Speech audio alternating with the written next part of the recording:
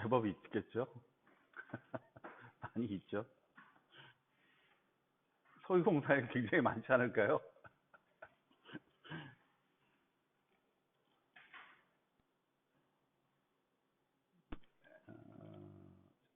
이게 뭐더라? Shift F5. 맞네. Shift F5. 또. 여기에 이렇게 되는 거구나. 윈도우에서는 되네, 이게. 맥에서 안 되는 거지. 오케이.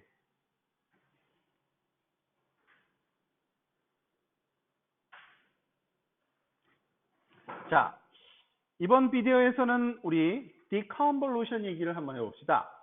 우리가 아까 첫 시간에 프리 프로세싱에서 우리가 보통 활용하는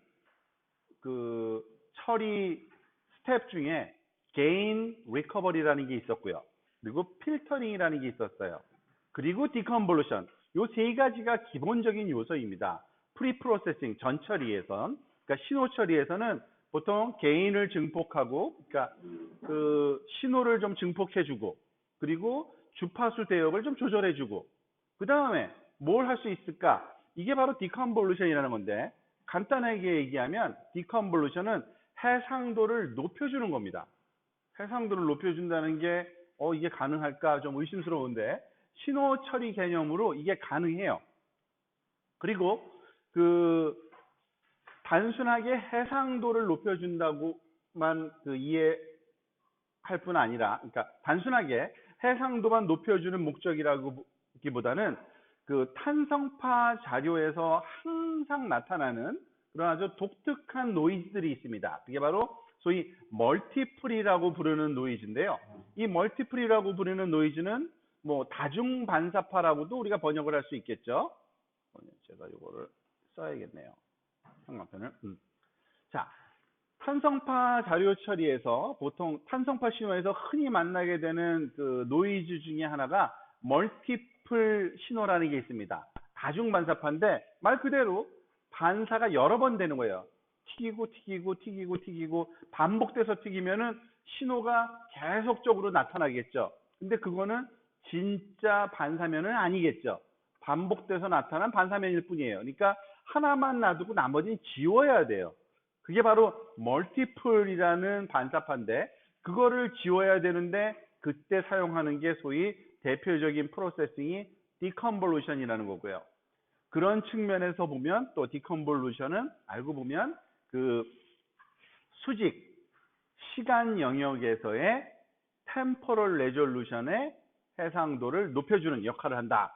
대표적인 그림 하나 볼까요? 지금 아래쪽에 왼쪽이 before고요. 오른쪽이 after입니다. 즉 디컨볼루션이 뭔지는 잘 모르겠지만 디컨볼루션이라는 프로세싱을 했더니 왼쪽 게 오른쪽으로 바뀌었어요. 자, 어떠한 현상이 나타나는 걸까요? 지금 왼쪽에 보면 반사면이 굉장히 많이 막 중첩되어 있어요. 근데 사실 이 부분이 다분히 멀티플이 포함되어 있기 때문에 그런 거고요. 그리고 또 노이즈도 많이 포함된 겁니다. 근데 그러한 것들을 오른쪽처럼 만들어줄 수 있는 겁니다. 가장 중요한 리플렉터가 여기구나. 그리고 그 밑에 하나 또 중요한 리플렉터가 또 하나 있구나. 뭐 이런 중요한 리플렉터를 강조해주고 해상도도 좀 굉장히 샤프하게 만들어주죠. 좀 높여주는 그러한 역할을 디컨볼루션이라는 연산이 수행을 해줍니다. 자, 그러면 디컨볼루션이 일어난 실제 데이터를 다양한 데이터 표현 방식에서 살펴봅시다. 지금 이건 또한 다중 반사파의 종류도 굉장히 다양하게 일어나는데 그 중에 대표적인 것 중에 또 하나가 reverberating wave train이라는 게 있거든요. reverberation이라 그래서 말 그대로 수면 근처에서 일어나는 반사예요. 수면 근처에서 일어나는 다중 반사입니다. 그런 것들을 우리가 지워줘야 돼요. 또는 제거해야지 실제 자료를 잘 우리가 분석할 수 있거든요. 바로 위쪽에 있는 것들이 before고 아래쪽이 after입니다. 그리고 앞에서 얘기한 대로 이거는 그 CMP 궤도, 그러니까 제가 앞에서 설명한 적은 없었죠, 사실은. 즉, 로 데이터의 하나인 그 소위 이런 그 삼각 뿔 모양의 데이터 표현 방식을 갖고 있는 거죠. 즉, 뾰족한 부분에 소스가 있고 왼쪽으로 가면서 점점 그 리시버들 또는 하이드로폰이라고 부르는 그러한 측정기가 있는 상태에서 측정된 자료라고 보시면 되는데, 지금 보세요. 보면은 그 시간이 지나면서 보통 이러한 그 CMP 궤도인데요. 사실은 이게 CMP 궤도에서는 이런 하이퍼볼라, 쌍곡선이라고 부르죠. 이렇게 생긴 것들이 신호입니다. 가장 중요한 그 반사면에서 온 신호들이에요. 그런데 이 반사면에서 온 신호들을 가만히 보면 신호가 하나만 있는 게 아니라 여러 개가 겹쳐서 와요, 항상. 이게 바로 그 다중반사파라는 현상 때문에 나타나는 거거든요. 그러니까 그것들을 좀 지워줘야 돼요. 그리고 제거해줘야 돼요. 디컨볼루션을 하게 되면 아래처럼 바뀌는 겁니다. 위에 있던 신호가. 아주 대표적인 그 위치들이 많아요. 지금 보세요. 여기도 보면은 요 위에는 굉장히 다양한 신호들이 겹쳐 있는 것 같았는데 알고 보면 신호 하나가 달랑 존재하는 거고요. 특히 이 부분은 숨겨져 있었는데 뚜렷하게 드러나는 거죠. 여러 개의 층들이 막 있는 것 같지만 사실 보면 하나가 깨끗하게 있는 거고, 이 오른쪽으로 가면 갈수록 명확하게 우리가 선명해지는, 진짜 우리가 관심을 갖고 봐야 될 진짜 중요한 신호가 뭔지를 명확하게 해주는 이런 역할을 합니다. 이게 바로 디컨볼루션이라는 그런 연산입니다. 또 다른 예를 하나 볼까요? 뭐 왼쪽과 오른쪽이 가만히 보면 비슷해 보이기도 해요. 너무나도 복잡한 그 데이터들이 많아서. 근데 가만히 지금 하이라이트 된 지금 그 표시한 그 부분을 한번 볼까요? 지금 보면은 왼쪽에서는 층들이 너무 많아서 어디가 진짜 중요한 리플렉터인지 안 보이다가 디컨볼루션을 수행하고 나니까 어떻게 돼요? 이게 진짜 버텀에 있는 그 가장 중요한 리플렉터라는 게 뚜렷하게 구분이 되기 시작하고요. 그리고 이런 경사를 갖는 다양한 층들이 존재하는 건 알겠는데, 이 여러 개의 층들이 겹쳐서 나타나지만 가장 중요한 그 실제 리플렉터를 우리가 그 선명하게 만들어주는 역할을 이런 디컨볼루션이 그 우리한테 보여준다는 것을 알 수 있게 해주는 아주 전형적인 예입니다. 그러면 이런 그리고 또 다른 그 도메인에서 또 한번 볼까요? 이것도 역시 마찬가지 그 탄성파 자료인데요. 이번에는 그 NMO Corrected Gather라는 그런 또 다른 프로세싱 과정 중에 우리가 얻는 그런 그 데이터인데요. 말 그대로 아까는 쌍곡선이었던 것을 이렇게 세워서 수평으로 맞춰준 겁니다. 근데 디컨볼루션을 해주니까 어떻게 돼요? 이 부분이 바로 리플렉터들인데, 이 리플렉터들이 굉장히 여러 번 반복돼서 나타나고 있죠. 그런데 실질적으로 중요한 리플렉터는 하나다라는 것을 우리한테 알게 해주는, 명확하게 그 리플렉터의 모양과 위치를 우리한테, 특히 이 부분에서 보면은 도대체 어느 게 리플렉터인지 알 수 없을 정도로 복잡한데, 바로 이렇게 좀 찌그러지긴 했지만 리플렉터가 이런 형태로 나타나고 있다는 걸 알려주는 거죠. 결국엔 두 개의 도미넌트한 리플렉터뿐이 없는 겁니다. 지금 왼쪽에서 오른쪽으로 가면서 가만히 보면 이 리플렉터와 요 위에 상부 리플렉터 두 개가 있다는 거, 그것을 해석가가 해석하기 쉽게 해주는 그러한 데이터를 주는 게 디컨볼루션이라는 연산입니다. 또 하나 볼까요? 조금 전에 그걸 본 거를 스택이라는 그 프로시저까지 거치고 난 다음의 데이터인데요. 위에와 아래와 뭐가 다른지 한번 볼까요?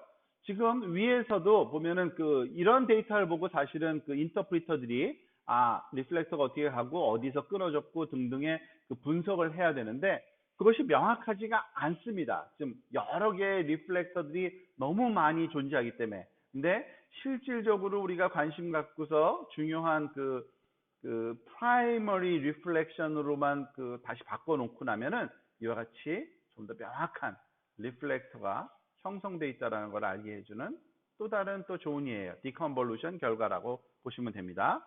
특히 이 레이트 타임에서 이런 것들은 다 없어져 버렸죠. 이런 것들은 사실은 리플렉터가 아니라 반사 탄성파의 그 잔형이 남아서 우리한테 보이는 것 뿐입니다. 자, 그러면 이 디컨볼루션이라는 연산을 수행할 수가 있어야 되는데, 그리고 개념을 좀 알고 있어야 되는데, 개념 설명을 조금 여러분들한테 드리려고 합니다. 지금 이 그림에서 가만히 보면요, 이거는 뭐냐면 우리가 실제로 얻는 데이터들은 이런 겁니다. 보통 임펄스 리스폰스라는 이름이 붙어 있는데, 그리고 여기 제목은 컨볼루셔널 모델이라고 되어 있습니다만, 죄송합니다. 이거는 제가 설명을 잘못했네요. 이거 지우는 게 어디 있더라? 지우개.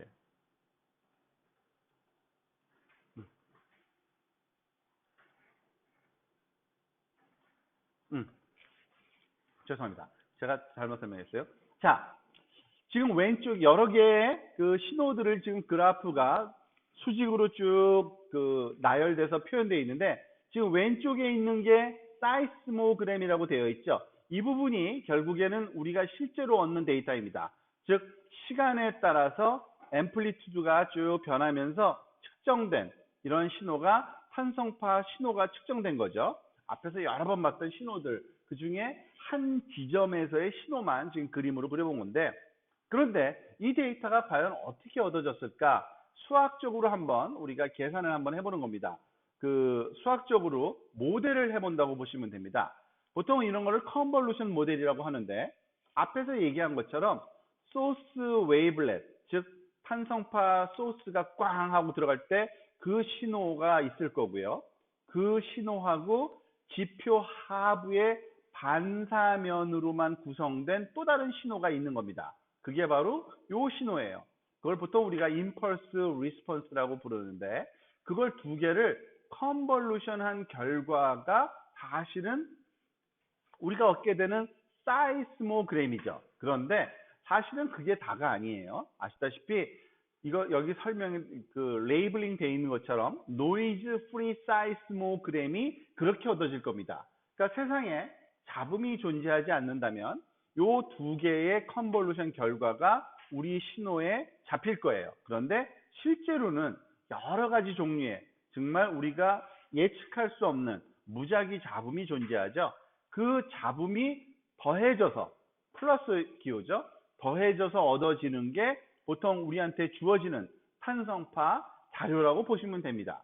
그러면 과연 우리가 원하는 거는 뭐냐면, 사실은 실제로 실제로 우리가 갖고 있는 자료는 사이스모그램이지만, 우리가 원하는 건 지표 하부의 임펄스 리스폰스라는 요 신호입니다. 즉 리플렉터들이 어떻게 구성되어 있는지, 반사면이 플러스 사인 또는 마이너스 사인으로 얼마만한 간격으로 얼마만한 크기로 늘어져 있는지, 이거를 알고 싶은 거예요.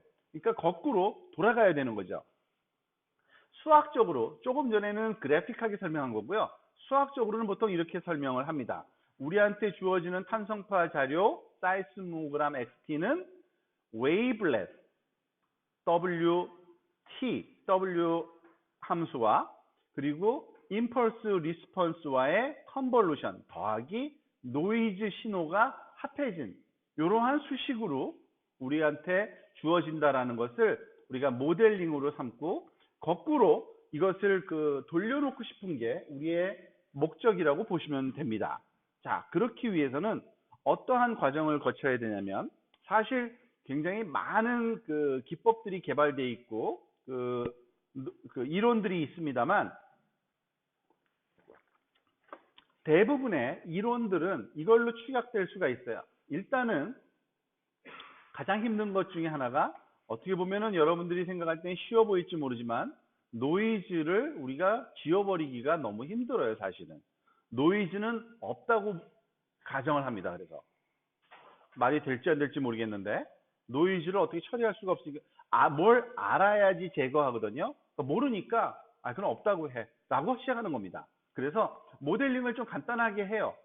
실제 데이터는 소스 웨이블렛과 임펄스 리스폰스의 컨볼루션만으로 하자, 이렇게 만들어서 보통 많이 합니다.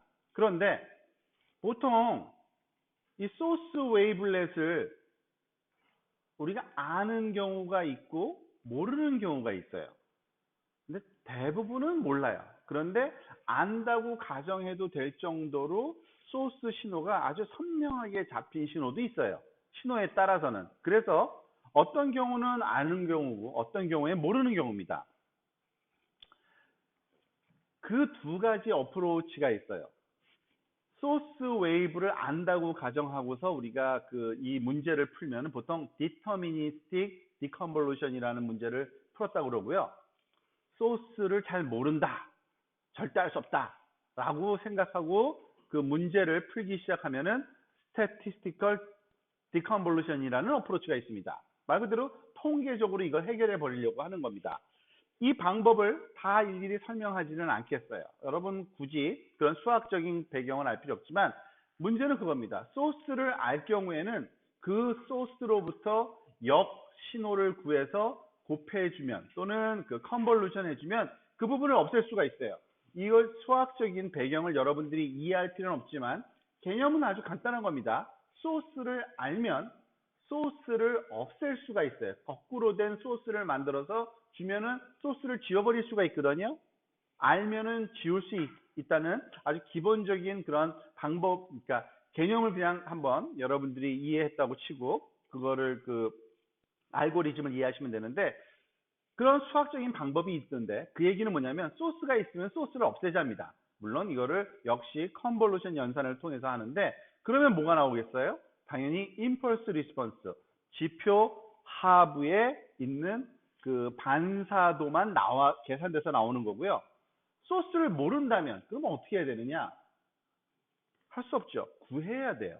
구하는 방법이 또 계산 식이 학자들이 구해놓은 게 있습니다. 소스가 없으면 소스에 재밌는 건 그겁니다. 사실은 소스는 못 구하지만 소스의 역에 해당되는 신호는 구할 수 있다라는 이론이 있어요. 그리고 구하는 방법이 있어요. 그러면은 그거는 어디서부터 구하냐면 신호로부터 구하는데 우리 그 자료로부터 그것을 가지고서 마치 우리가 소스를 알았을 때 구한 역신호처럼 사용을 하면 역시 이것도 임펄스 리스폰스, 지표 하부에 있는 그 반사면으로만 구성된 신호를 구해낼 수가 있습니다. 이 부분은 물론 수학적으로는 굉장히 조금 복잡하고 어렵습니다만 이미 다 확립이 돼 있고 알고리즘화 돼 있고 함수로 만들어져 있어서 사용만 하면 됩니다. 그 과정을 메소돌로지를 여기서 그래픽하게 설명하면 이렇습니다. 산성파 자료가 있죠. 그리고 소스도 알아요. 그러면 소스에 거꾸로 된 소스 시그널을 우리가 만들 수가 있는데 여기서 말하는 거꾸로라는 게 진짜 뒤집혀졌다는 의미는 아니고요.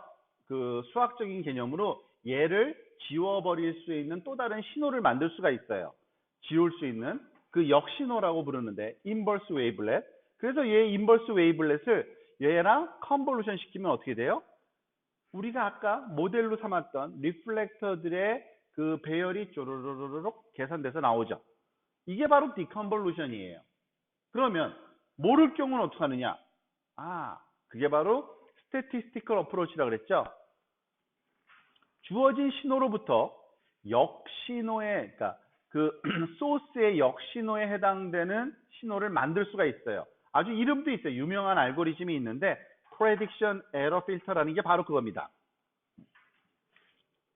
약자로 PEF라고 부르는데 이 필터 만드는 방법을 쓰면 사이스모그램으로부터 소스의 역신호를 만들 수 있고요. 얘를 디컨볼루션 그러니까 얘랑 얘를 컨볼루션 해주면 이와 같이 리플렉터, 즉 그 신호, 그 임펄스 리스폰스가 나오고요. 결국에는 디컨볼브된 사이스모그램을 계산할 수가 있게 됩니다. 그러니까 두 가지 방법론이 존재하는 거죠. 자, 사실은 그 계산 방법과 그런 수학적인 배경을 좀 알면은 좋긴 좋은데 좀 오히려 더 혼란스럽기 때문에 이 내용은 그냥 살짝 그림만 보고 넘어가도록 하겠습니다. 연산을 우리가 컨볼루션을 후리에 도메인에서는 곱셈으로도 할 수 있다라는 걸 다시 한번 좀 설명하는 것 뿐이고요. 그리고 이것도 역시 역 웨이블렛 또는 그 역 소스, 그러니까 역신호라는 게 무슨 개념인지를 좀 설명하는 건데 굳이 이거를 꼭 알 필요는 없고 지우는 역신호를 만들 수 있다 정도만 이해해도 될 것 같습니다. 그래서 제가 이거는 조금 스킵을 할게요. 왜냐면은 너무 혼란스럽고 너무 복잡하더라고요. 설명을 해보니까. 프레딕션 에러 필터도 설명은 안 하겠습니다. 자, 그 대신 그림으로만 진짜 그걸 적용했을 때는 어느 정도 잘 되는지 정도는 봐야겠죠. 디터미니스틱 어프로치와 스태티스티컬 어프로치 딱 두 가지의 그 의미를 잘 기억을 하세요. 디터미니스틱은 소스를 알고 있을 때고요. 스태티스틱은 소스를 모를 때 구해서 쓰는 거라고 생각을 하시면 됩니다. 자, 이 그림은 무엇을 나타내는지 설명을 보면은 왼쪽과 오른쪽에 서로 다른 얘기를 하고 있는 겁니다. 왼쪽 거만 먼저 볼까요? 왼쪽 거를 보면요. 지금 보면은 임펄스 리스폰스를 가장 단순한 경우에 대해서 한번 그려본 겁니다. 그러니까 지표 하부에 반사면이 여기 하나 있고 여기 하나 있고 여기 세 개가 좀 뭉쳐 있는데 복잡하지 않고 좀 단순한 예예요. 아주 단순한 예예요. 그거를 소스 웨이블렛하고 컨볼루션 하면 어떻게 되겠어요? 뭐 이 정도는 이해가 되시죠? 얘와 얘와 섞여가지고 이런 모양이 나올 거다. 그런데 우리의 목적은 뭐예요? 이 신호로부터 이 신호를 구하는 게 우리의 목표죠. 그죠? 이게 가상적으로 우리가 이렇게 얻는 탄성파 신호가 이럴 때 반사면을 구하고 싶은 거니까 요 세 번째 거는 뭐냐면 소스 웨이블렛을 안다고 가정하고 진짜 알아요. 이때는 이거는 우리가 모의 실험이기 때문에 그거의 역 신호를 구해서 컨볼루션 해줬더니 이렇게 나와요. 아주 잘하죠. 그죠? 우리 원하는 대로 즉 그 소스 웨이블렛을 제거하고 리플렉터 모양만 깨끗하게 얻어졌죠. 모른다고 한번 가정을 하고서 요 신호로부터 역신호를 구하는 스태티스티컬 어프로치를 했을 때는 이런 결과가 얻어져요. 조금 전 거보다 완벽하지는 않지만 그런대로 쓸모있는 값이 얻어지죠. 그래서 자신을 얻고 실제 자료에 한번 해본 겁니다. 실제 자료를 한번 볼까요? 오른쪽 거예요. 지금 보면은 얘는 그 사이스모그램이 굉장히 복잡하죠. 그럴 수밖에 없는 게 굉장히 복잡한 그 리플렉터가 있는 데서 얻어진 겁니다. 근데 죄송합니다. 실제 자료가 아니라 실제 자료만큼 복잡한 자료를 가짜로 한번 만들어 본 거예요. 이것도 실제 자료는 아니에요. 왜냐하면 그 리플렉터와 사이스모그램이 이렇게 주어질 수 있다는 거는 가짜라는 얘기죠. 그래서 소스 웨이블렛 하나를 줘가지고 소스 웨이블렛으로 얘를 컨볼루션 했더니 이런 신호가 얻어졌어요. 뭐 예상대로죠. 아주 복잡한 신호가 얻어진 거죠. 그런데 소스 웨이블렛을 알고 있으니까 소스 웨이블렛의 역신호를 구해서 컨볼루션 해주니까 이렇게 얻어졌어요. 아무리 복잡해도 이론적으로 우리가 말한 그 신호가 맞네. 얘랑 거의 비슷하게 얻어지고 있는 거죠. 거의 근사하게. 잘 맞는 것 같아요. 그러면은 또 다른 그 스태티스티컬 어프로치도 한번 해볼까 하고서 이 두 번째 신호로부터 소스 신호의 역신호를 구해서 역시 컨볼루션 하니까 이번에는 이렇게 얻어졌어요. 아까보다 조금 좀 실망스럽긴 하지만 그래도 지금 요거랑 비교해 보세요. 요 신호랑 비교해 보면 내려갈 때 내려가고 올라갈 때 올라가고 굉장히 그 트렌드는 비슷합니다. 그러니까 쓸모 있는 어프로치라는 거를 좀 복잡한 예에 대해서 한번 우리가 프로브한 거고요. 이젠 실제 자료에 대해서 한번 보는 게 낫겠죠. 자, 이거는 실제 자료, 역시 이것도 CMP 궤도인데 CMP 궤도에 대한 설명은 다시 한번 또 하겠지만 사실은 제가 설명 안 하더라도 이미 다른 클래스에서 기초적으로 CMP, CDP 뭐 다 배웠을 거예요. 자, 이거 CMP 궤도인데요. 지금 보세요. 왼쪽 게 소스 코드고요. 맞습니다. 소스 코드래다. 죄송합니다. 왼쪽 게 오리지널 인풋 궤도고요. 왼쪽 처음에 A가 실제 그 인풋 자료고요. B, C, D, E가 다 디컨볼루션 결과입니다. 디컨볼루션 된 결과예요. 그런데 여기서는 뭘 썼냐면 프레딕션 필터를 썼다라고 살짝 나오죠. 이거는 뭐냐면 우리가 소스 웨이블렛을 모를 때 statistical approach로 하는 겁니다. 그래서 자료로부터 소스의 역 신호를 구해서 컨볼루션 해줬다는 얘기인데, 필터를 구해서 계산해야 되기 때문에 필터의 길이를 결정을 해야 돼요. 사실은 우리가 필터를 한다는 얘기는 신호를 몇 개까지 쓸까지 무한대로 할 수는 없잖아요. 그래서 길이를 40ms로 했 경우 4ms가 보통 그 샘플링 간격이니까 이건 뭐냐면 샘플 10개를 갖는 필터를 쓴 거고요. 얘는 20개, 얘는 40개, 얘는 60개네요. 그죠? 그러니까 20개씩 늘려갔네요. 어쨌든 필터의 길이를 조금 길게 만들면서 우리가 그 디컨볼루션을 수행했더니 결과가 이렇다는 얘기입니다. 그러니까 필터의 길이도 적절하게 하는 게 중요하다는 걸 설명해 주기 위한 건데, 이렇게 하이라이트 된 위치를 가만히 한번 살펴볼까요? 지금 왼쪽에 보면 신호가 이렇게 2개 또는 3개 정도의 리플렉션이 쭉 연달아 전달되는 것 같이 보이고 있습니다. 그런데 디컨볼루션을 적절하게 수행했더니 어떻게 돼요? 2개인가? 하나네 라는 이런 결론에 도달하죠. 무슨 말이냐면 디컨볼루션을 했다고 무조건 잘 되는 건 아니고요. 가장 적절한 필터 길이를 또 결정해서 해야 돼요. 너무 길게 해도 안 되고요. 너무 짧게 해도 안 돼요.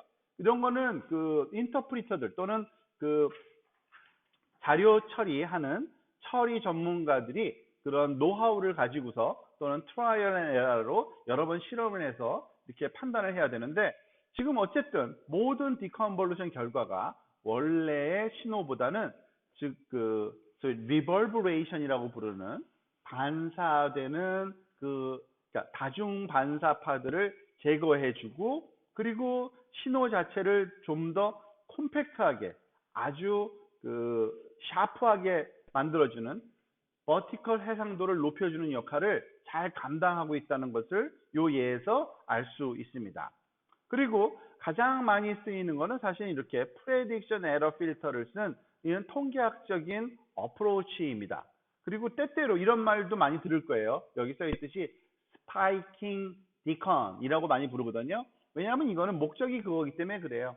디컨볼루션을 하면은 모든 신호가 스파이크처럼 뾰족해지거든요. 그래서 이름을 스파이킹 디컨이라고 많이 얘기를 부릅니다. 그리고 대부분의 목적은 그 스파이킹화하기 싶은 거고, 그때 가장 많이 쓰는 게 프레딕션 에러 필터를 쓴 어프로치다라고 생각을 하시면 됩니다. 요 위에도 그 유사한 현상이 나타나는 걸 볼 수 있죠. 가만히 보면 이 위에는 너무나도 많은 신호들이 그 쌍곡선이 나타나는데, 이게 다 리플렉터일까 디컨볼루션 하고 나니까 어느 게 진짜 신호인지, 그리고 진짜 신호의 그 시간 위치를 정확하게 우리한테 알려주는 거죠. 그래야지만 진짜 리플렉터 그리고 진짜 그 중요 반사 지점을 우리한테 알게 해주는 이런 장점이 디컨볼루션으로부터 얻어질 수 있게 됩니다. 자, 여기까지 우리가 오전 수업을 마치도록 할게요. 질문 있으면 질문하시기 바랍니다. 네, 하세요. 아까 노이즈를 제거하시는 방법이 없다고 하셨는데, 보통 우리가 오디오 같은 거 레코딩할 때 일단은 그 배경 노이즈를 또 레코딩 해가지고 빼주잖아요. 그런 작업은 안 해요. 그러니까 노이즈를 없앨 방법이 없다는 게 아니라, 아까 우리가 그 여기서 말하는 거는 그 필터링 개념에서는요, 필터 개념에서는 그 노이즈를 우리가 노이즈라는 거는 그러니까 특성을 모른다는 의미예요. 그러니까 필터는 특성을 알 때 그 특성에 맞는 걸 없애는 걸 필터라고 하거든요. 근데 그렇다고 노이즈를 없앨 수 없다라는 거 얘기는 아닙니다. 이걸 조심해서 들어야 되는데, 그러니까 노이즈와 관련된 거는 보통 액퀴지션 단계에서 많이 없애요. 그러니까 신호를 여러 번 측정해요. 그런 다음에 그걸 합해서 전달해줘요. 그럼 어떻게 되겠어요? 매번 할 때마다 다르게 나타나요, 노이즈는. 얘네들은 감소가 되거든요. 그래서 없어요. 그런 식으로 많이 제거하고, 이 또 프로세싱 과정 중에 또 그 오후 시간에 스택이라는 과정이 있는데 걔도 결국은 노이즈 없애는 과정이에요. 그리고 만약에 노이즈가 고주파 성분이 있다. 그러면 그거는 우리가 원했든 안 원했든 자동적으로 또 없어져요. 우리가 그 주파수 대역을 없애면서. 그렇지만 걔의 특성을 모르기 때문에 그거를 수학적으로 없앨 방법이 없다는 얘기예요. 필터링 개념에서는 노이즈가.